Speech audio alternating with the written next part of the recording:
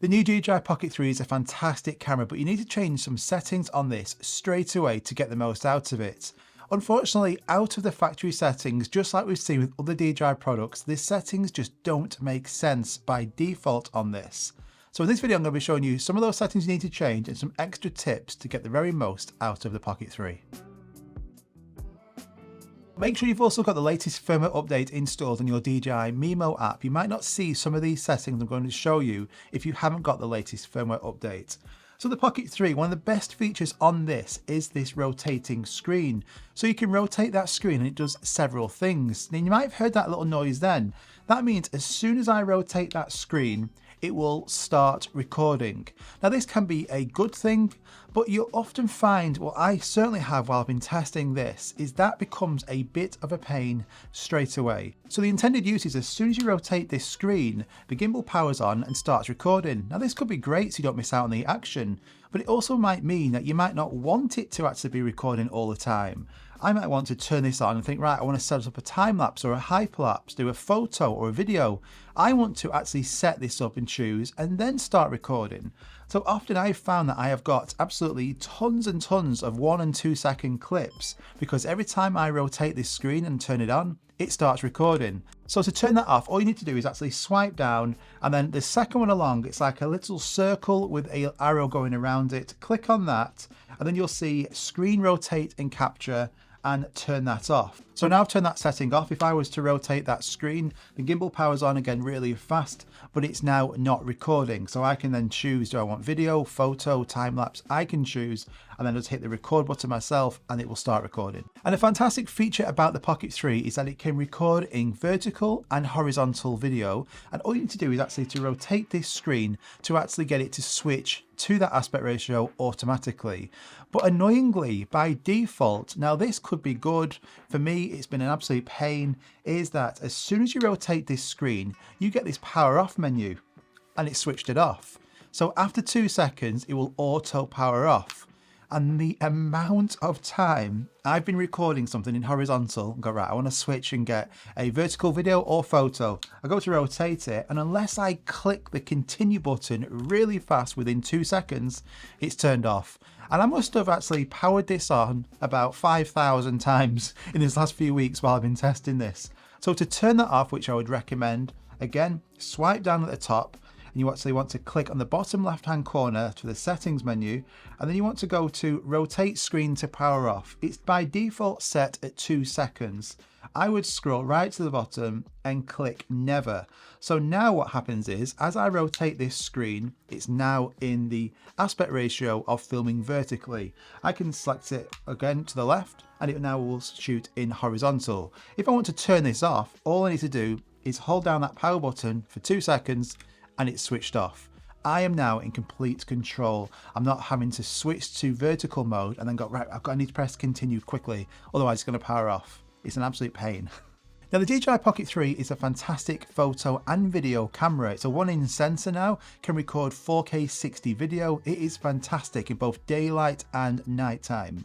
But just like we've seen at the DJI drones as well, at the Mini 4 Pro, this is set up by default to film in 1080p 30. It's like we're back in 2015.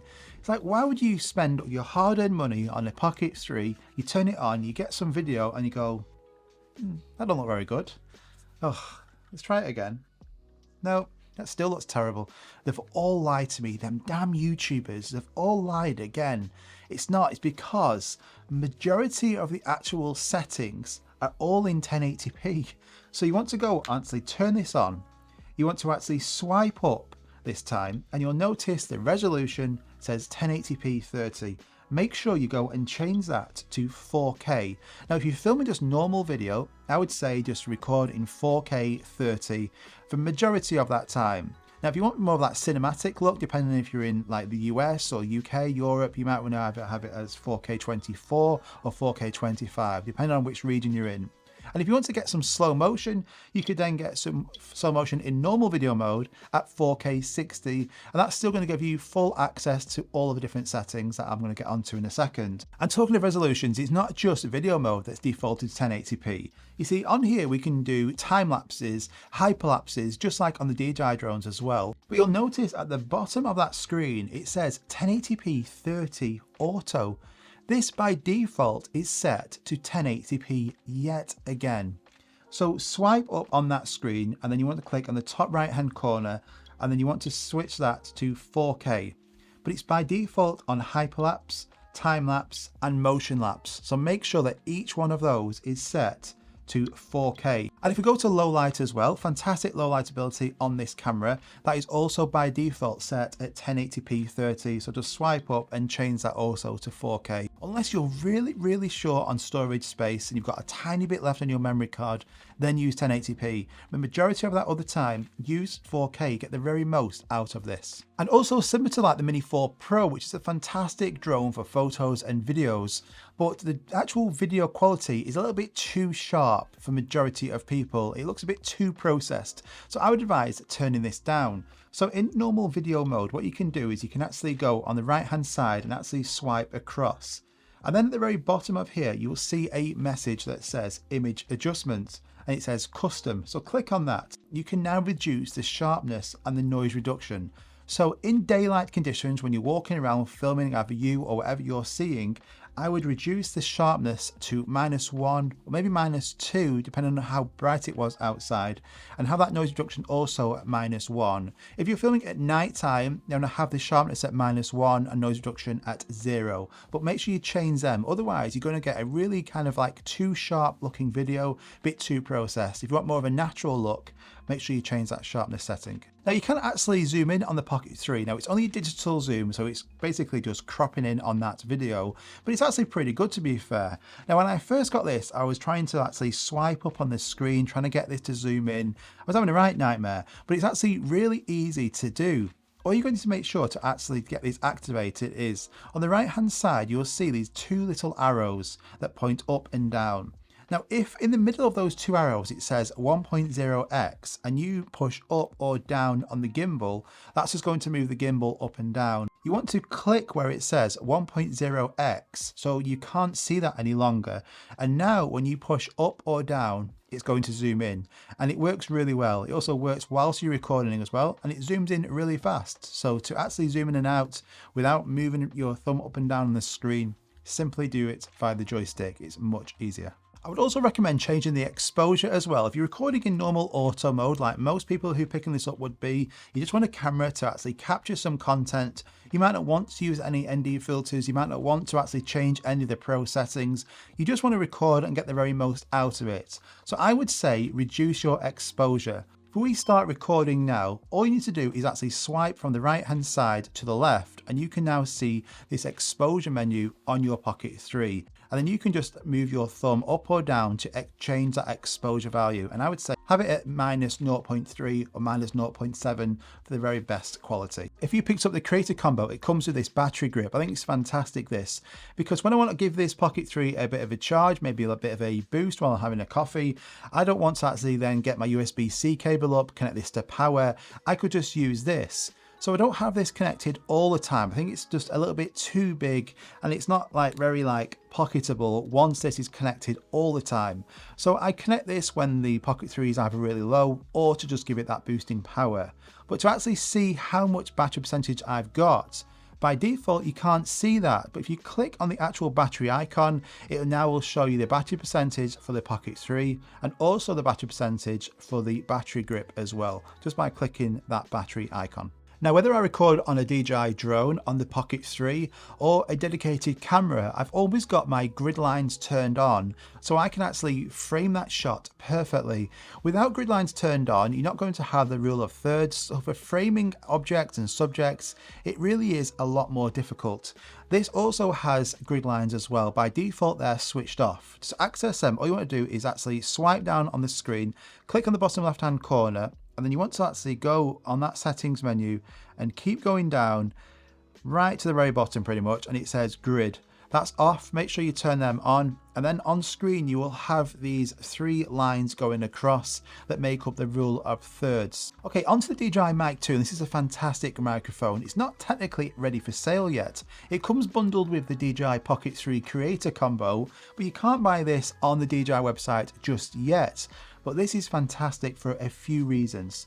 So all you have to do is switch this on, and because it's got this built-in receiver now, you don't have to plug in any receivers on this like you would if you had the original DJI Mic.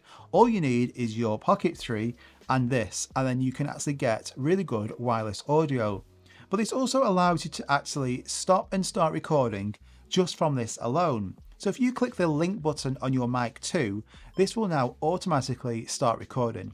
So I could have the Pocket 3 some distance away. I could be sat quite far further away from that Pocket 3 and click this link button, and that will automatically stop and start recording. But also if I was actually sat down or recording or walking around and it just became instantly noisy, like some dogs were barking, someone was mowing the lawn, a plane could be going over by, I could actually turn on noise reduction on here as well, just from clicking this button. So if I now click the power button, noise reduction has been turned on. I've now got a green icon on the side of that Mic 2 to tell me that. So now noise reduction has been enabled. If I click that again, it will now go back to the normal recording mode. And it's also got 32-bit float on here, internal recording. Fantastic quality. It means you're not going to clip your audio. It's actually recorded internally on here. So it's not wirelessly going to be sent over to that Pocket 3. That's an extra step you're going to have to do as regards to syncing that audio.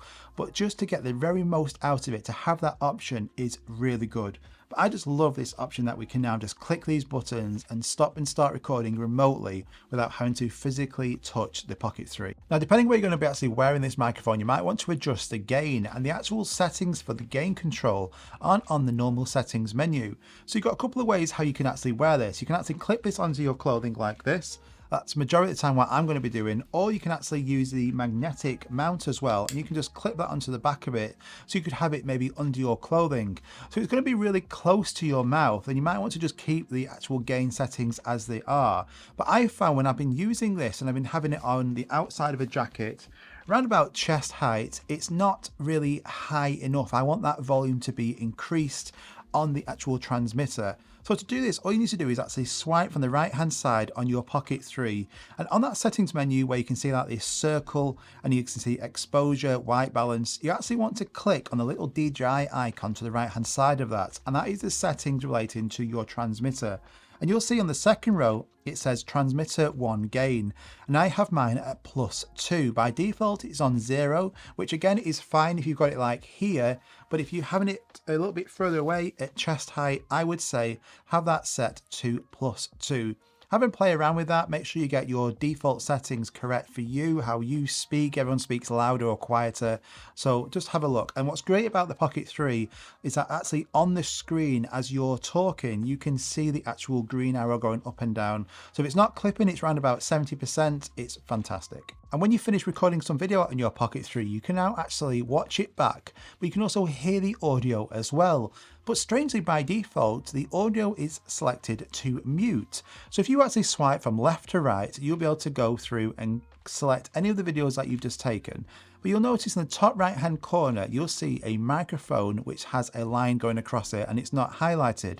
You want to click on that microphone, and then at the bottom of it, you'll be able to swipe across with your thumb and increase or decrease that volume, and then it will always be on. By default, that is off. And you can use your DJI Pocket 3 as a webcam. So if you connect a USB-C cable from your computer directly to this, it's going to give you 2 options on the Pocket 3 screen. One, you can transfer your files directly via USB-C direct to your computer. It even works connected to like the iPhone or an iPad as well via USB-C. Or you can select the webcam option. As soon as you click the webcam option, it will say connected, and then your computer will register and detect this as a webcam. So as much as like Apple want you to believe that their webcams are fantastic, They're not, they're pretty terrible. So on the studio display that I use, the webcam's terrible. On the laptops, on the MacBook Pro, they're terrible. So I can connect this up and then I can actually see the Pocket 3 has been enabled as an output. I can use this now as a webcam and get much better quality using this. It's all nice and stabilized. It looks fantastic with that 1-inch sensor. It's good in low light. So if you're doing a lot of like Zoom calls, then I would say just use your Pocket 3. It's going to be much better than the webcam on your laptop or computer. So those are some of the main settings I would advise for anyone just picking this up. You might not be really experienced with pro settings on how to get better quality out of your Pocket 3 just by default using it in auto. A lot of the settings by default out of the factory are set to 1080p. They're really over sharpened. You need to adjust these settings to get the very most out of it.